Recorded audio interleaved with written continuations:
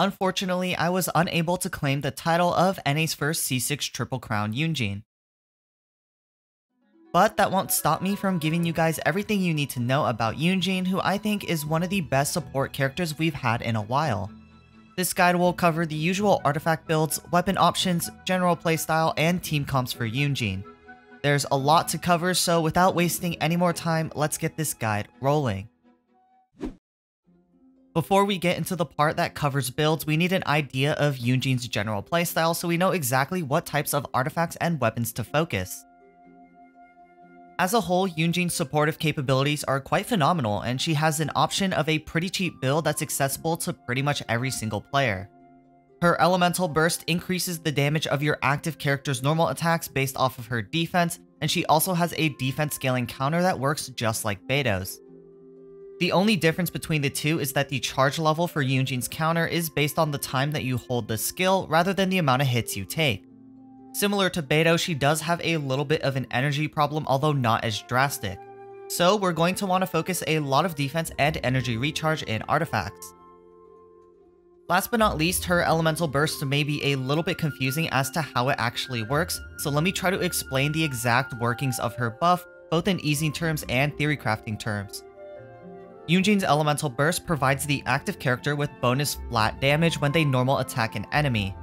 For those who aren't into theory crafting, what this means is that Yunjin's burst is not a separate instance of geo damage like Xingqiu has his own hydro damage when he uses his elemental burst. Instead, you can think of it like this. Yunjin makes your big normal attack number go bigger, as you can see with this example from my own Yoimiya. For those who are into theory crafting, Genshin's general damage formula for outgoing damage looks something like this. There are multiple inputs such as the character's attack, the ability scaling, and any damage bonuses you get from artifacts. This could include geo damage bonus from the Goblet, or maybe geo damage bonus from the 2-set Archaic Petra. Yunjin is quite powerful because her buff is specifically added into the flat damage category, which will eventually be multiplied by the damage bonuses and crit damage of your other characters. To put it into numbers that are easily visualized, let's take a look at my Yoimiya again. Let's say, for example, she has 2000 attack, a talent level 10 normal attack, and 150% crit damage.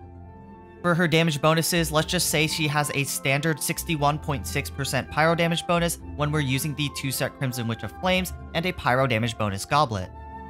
For our sample Yunjin, let's just say she has a talent level 8 elemental burst with 2000 defense. These two benchmarks are very attainable for pretty much all players who are able to farm 5-star artifacts. Without Yunjin, our outgoing damage for a critical hit will be this. Once we add Yunjin's burst, it will be this. The difference is actually more than advertised when we simply multiply Yunjin's defense by her skill multiplier. So if there's one thing that I want you to take away from this analysis, it's that she works very well with most normal attack characters, especially the higher investment they have. The more crit damage and bonuses your characters have, such as normal attack damage bonus or elemental damage bonus, the better your team gets with Yunjin. I'll cover more of Yunjin's teammates once we get towards the end of the video, but for now it's finally time to get into artifact builds for Yunjin. Immediately diving into things, Yunjin has two different builds that I'd like to talk about. The first option is a pure support Yunjin that is super easy to build and is best for buffing your other main DPS characters.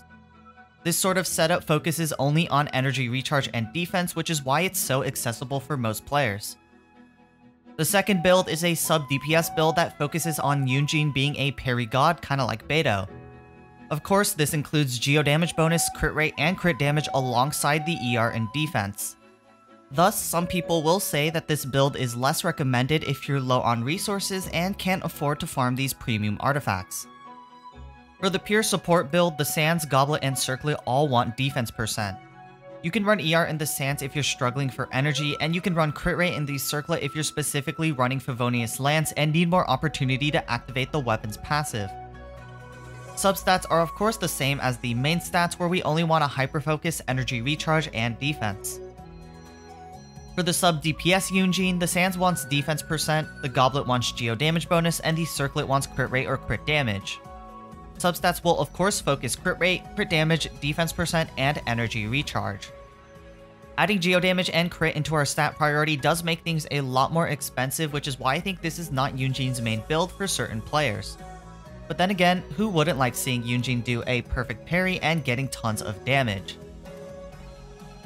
Regardless of which build you end up choosing for your artifact sets, the 4-set Husk of Opulent Dreams is your best in slot.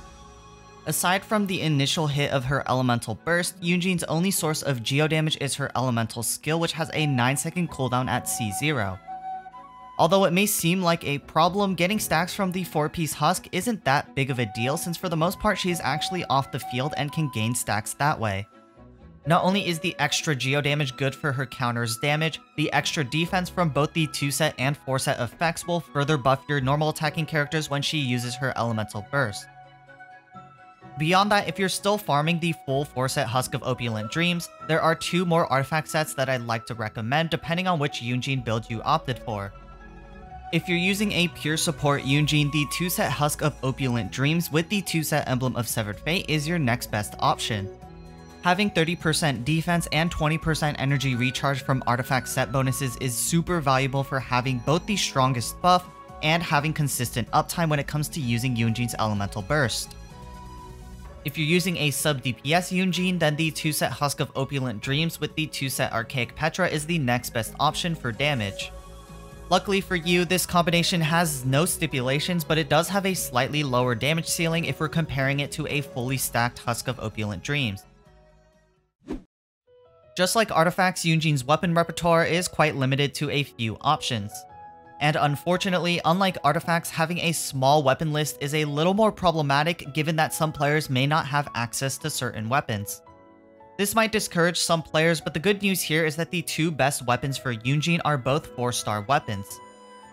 The Favonius Lance and the Deathmatch are the 2 weapons you should try to get your hands on when it comes to building Yunjin. The Favonius Lance is especially good for a pure support Yunjin because it provides extra energy particles that alleviate her energy generation. On the other hand, the Deathmatch gives us crit rate, and thanks to its passive, it's the only polearm in the game that currently grants us defense. As such, this Battle Pass weapon is the perfect option for players looking to build Yunjin as a sub DPS.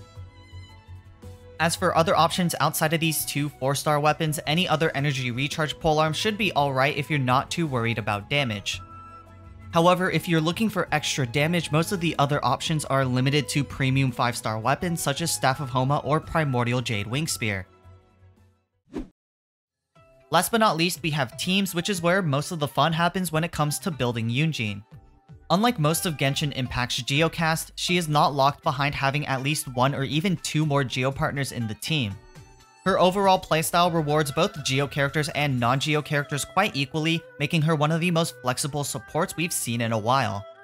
With that being said, I'm going to list some of Yunjin's best partners, but that shouldn't limit you to trying something else if you don't see it listed here. For the first team, we have Yoimiya, who I think benefits the most from Yunjin's supportive capabilities. Beyond these 2, there are a variety of other options that are quite viable and work quite well in both the 3rd and 4th character slot. Of course, you can opt to run a standard Vaporized team with Xingqiu in the 3rd slot and Bennett in the last slot for tons of damage. If you can't afford to spare Bennett, Thoma is also a great option for Vaporized because he keeps the Pyro Resonance and he offers a shield for survivability. Even beyond that, we can forego the Pyro Resonance and even work with the Geo Resonance by adding Goro, Zhongli, or Albedo in the last slot. One thing to keep in mind with Goro is that Yunjin cannot benefit from his elemental skill when she's off the field. Even though Yunjin's elemental burst cannot snapshot, Goro still serves as a solid second Geo character because of his first Ascension talent, which grants the party 25% defense for 12 seconds. Meanwhile, when it comes to Zhongli and Albedo, it should be no surprise that both of them are staple Geo supports for both Yoimiya and Xingqiu. If you're looking for something more, spicier with Yoimiya, then you can even use some of the classic Overload or Vapeload teams with Yoimiya. Pairing Yoimiya and Yunjin with characters like Fischl, Beidou, and Raiden Shogun are also pretty common options. Yoimiya is definitely the character I encourage you to experiment with Yunjin due to their great synergy. Outside of Yoimiya, I think Childe is also very promising with Yunjin thanks to his similar playstyle. One example of where Yunjin can fit in with Child is the Child International team as a replacement for Kazuha. Now before you attack me in the comments, yes, this does reduce the overall damage of the team because Xiangling won't get as many buffs, but Kazuha is a hot commodity right now, and frankly a lot of newer players may not have him. Replacing Kazuha with Yunjin makes this team all 4-star characters outside of Child, which is a very important factor for some players who don't have as many 5 stars. Not to mention, Yunjin's buffs for Child are definitely appreciated for a tiny bit of extra damage. The third and final character I'd like to talk about with Yunjin comes from the Geo family and goes by the name of Noelle. Unlike the previous teams, when Noelle is paired with Yunjin, we want to go all in on the Geo element and have at least one extra Geo character in the party because both Noelle and Yunjin want some extra Geo energy. This third slot could be Albedo, Goro, Ningguang, or even the Geo Traveler depending on what you have available. Goro is my personal favorite because his defense buff has perfect synergy with Noelle, who is able to snapshot the defense. For the last slot in this Noelle team, whatever you choose is up to you. Some of the most popular supports for Noelle teams include Zhongli, Bennett, and Raiden Shogun, but aren't limited to them. Aside from Yoimiya, Child, and Noelle, there are quite a few other options like Ayaka, Razor, Eula, Hu Tao, and even Kokomi that can all benefit from Yunjin's elemental burst. For the sake of the video's length, I won't be covering any more characters in depth, but again, Yunjin is quite the balanced and universal support, so you shouldn't be afraid to mix and match when it comes to building her teams. Beyond that though, if you enjoyed this guide or thought it was useful, be sure to support both the video and the channel. You can follow me on Twitch, join my Discord, sub to the YouTube channel, or whatever people do nowadays. Other than that, it's the same as always. I'll see y'all in the next one. Peace.